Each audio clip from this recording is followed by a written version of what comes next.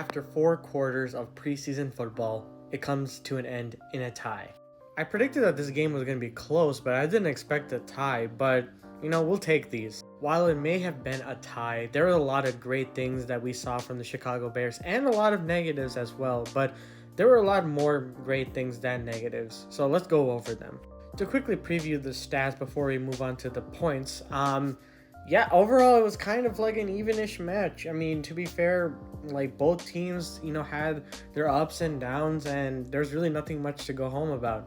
But I love the time of possession and having longer downs in games. That's going to be crucial going into this upcoming season. And now let's talk about the major points of this game. If you don't follow me already on the Soback Sports on Twitter, feel free to do so. I post live game reactions and my thoughts of the game in real time, so feel free to follow.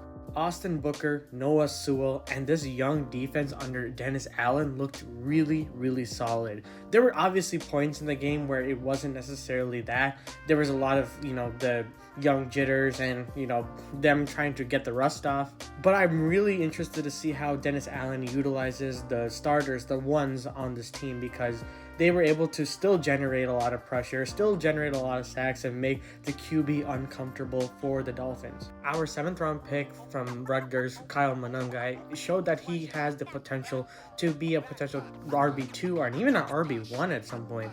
I know this is a preseason, he has a lot more to prove, but he had a really good outing today. I'll be absolutely real. The QB battle between Tyson Bagent and Case Keenum is starting to heat up. Case Keenum is making a big case, no pun intended, to be the QB2 behind Caleb Williams, and he put together a lot of great drives and it ended in points. So you love to see that. He ended this game with 2 touchdowns and 0 interceptions. So you love to see that. And from a perspective of experience, I think Case Keenum has the edge over Tyson Bagent. And while Tyson Bagent's been in the league for 3 years, Case Keenum has been here for a long time. He was on that Minneapolis Miracle run as well. So we'll be interested to see in the next 2 games left in the preseason where he's going to end up on the depth chart.